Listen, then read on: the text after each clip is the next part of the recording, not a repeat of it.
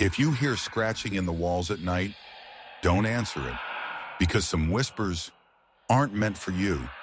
It was the weekend before midterms, and while most students were drowning in notes and cheap energy drinks, 4 restless souls had other plans. They weren't the studying type. They were the legend makers of Ashridge College, the kids who chased dares, thrived on fear, and fed on the unknown.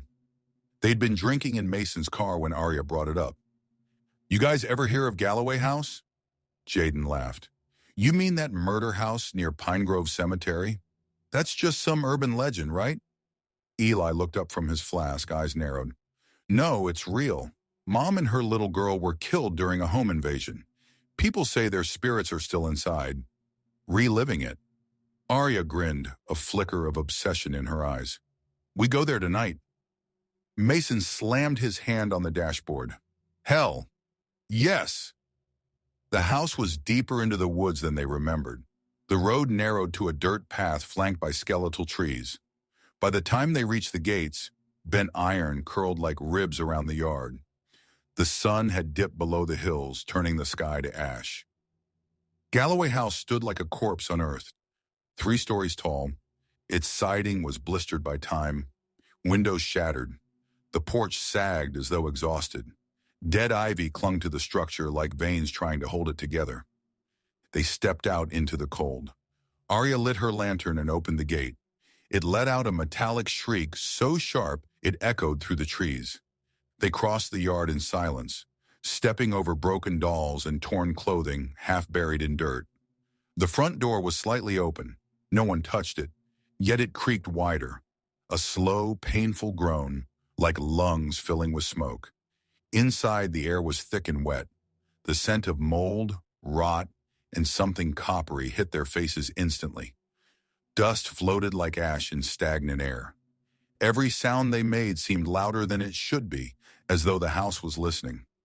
The living room was the first to greet them, if it could be called that. Torn curtains hung from rusted rods. A once beautiful couch sat against the far wall, its cushions gutted, springs exposed like twisted metal bones. On the wall was a photo, cracked glass, warped frame, of a woman and a child smiling. The fireplace beneath it was filled with charred toys. Eli swept his flashlight across the walls. Claw marks, not from animals. Fingernails. Human. Mason dropped his duffel bag full of drinks and walked to the center of the room. "Welcome to the party, bitches," he bellowed. Somewhere upstairs, a door slammed shut. Everyone froze. "No wind," Arya whispered. "That wasn't wind." They explored the house floor by floor. The kitchen was worse. The sink was full of dark water, unmoving. The fridge door was left wide open, shelves caved in, a thick layer of black mold growing across meat long turned to sludge. Cabinets creaked. Something skittered inside them. Not rats, something faster. Jaden pulled open a drawer. Inside was a gun, rusted and loaded. Next to it, a tiny handprint in dried blood. No bigger than a child's. He dropped it instantly. "Guys, this is real. I don't think this was just a robbery." They returned to the dining room, placing the Ouija board in the center of the scratch table. Arya lit 4 black candles. Eli set the planchette down. "No jokes," he said. "We take this seriously." They placed their fingers on the board. Arya led the question. "Is there anyone here with us tonight?" The candlelight flickered. Then, skirp, the planchette moved, slowly, deliberately. M-O-M. "Okay, that's something," Mason whispered. Arya leaned in. "Why are you still here?" The planchette hesitated, then moved again. K-I-L-L. Eli's hand trembled. "Are you saying you were killed?" The board didn't respond, but from the kitchen came a loud, sharp bang.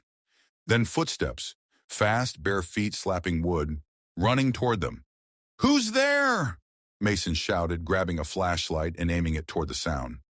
Nothing. Then came a voice from upstairs. "Mommy?" A soft, sweet girl's voice. "Where are you?" Everyone turned to the staircase. The flashlight flickered. For just a second, they saw her. A small girl, 5 years old, pale, soaking wet. Her hair clung to her face. Her dress was torn and stained. Her eyes were pitch black. She clutched a stuffed rabbit to her chest. "Mommy said not to talk to strangers," she whispered. Then she opened her mouth wider, too wide. Her jaw cracked unnaturally. "Get out!" Bang! The living room window shattered inward, glass slicing across Mason's cheek. They scrambled back. Aria dropped her candle. The room went black. They fled up the stairs, instinct driving them anywhere but near the kitchen or door. The second-floor hallway was lined with family portraits, but every face had been scratched out, not with tools, with nails. The air was colder here. Their breath turned white. Mason's arm throbbed. He lifted his sleeve. 3 deep, fresh scratches, red and raw, bleeding. He hadn't touched anything. They opened the child's bedroom. Soft pink walls, or what was left of them. A music box played faintly, though no one had wound it. The bed was tiny white frame, blood staining one corner of the blanket. The walls were covered in crayon drawings, all stick figures, all with X's over their faces, all being chased by a shadow with red eyes. Jaden stepped in. It's like she drew her own death. A closet door creaked open. Inside, nothing but a tiny red shoe and a burned doll. Suddenly, scratch, scratch, scratch. From inside the walls, a child's giggle, then screaming, blood-curdling, raw. A woman's scream echoing through the hallway like it was coming from the very wood. "No, please, don't hurt her, please!" The scream cut off. They ran. The master bedroom was next. A huge room now choked in darkness and decay. The bed frame was blackened from fire. A large mirror leaned, cracked against the wall, covered in smeared blood. The walls were riddled with holes. Bullet holes. Arya stepped forward and saw it first. The mother standing in the corner. Long hair over her face, burnt dress, blood soaking her chest.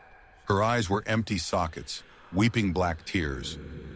"You let him in," she said, voice shaking. "You brought him back." She raised a hand. Her fingers dripped with something dark. Eli backed away. The door slammed shut behind them. Jaden screamed, pounding it, "Let us out!" The mother's face contorted in rage. "He took my daughter. I begged him. I begged." She began to float, mouth opening wider, emitting a sound like metal scraping bone. They dropped to the floor, hands over their ears. Then, "Mommy, make him stop!" The little girl appeared behind the mother, and the room exploded with cold. Arya screamed as something grabbed her ankles, dragging her toward the closet. Mason tackled her free, slamming the door. When he turned, the mother was gone, and the closet was locked from the inside. They ran, down the stairs and through the hallway, but the front door was gone. Just a wall now. The floor began to crack, wood splintering upward like claws. A howling wind roared from the fireplace. Then came the gunshots. Bang, bang, bang, from upstairs, just like the robbery, and a final scream. "No!" They collapsed in the living room, breathless. The girl appeared again, inches from Arya's face. Come Play with me, she said, smiling wide. Blood dripped from her mouth. Arya sobbed. "We didn't mean to. Please, we didn't." The little girl tilted her head. "You woke us up." Then everything went black. Morning. They were found outside the house by a park ranger. All 4 unconscious. Cuts, burns, broken bones. Inside the house, police found nothing. No blood, no dolls, no damage. Just one new thing. On the wall in the master bedroom, written in crayon, "Let's play again soon." If you're still listening, you've survived another true horror from the dark side. If this story haunted you, click and like the video, subscribe to this channel for more true nightmares, and leave a comment below. I'm Joker, and I'll see you in the next story.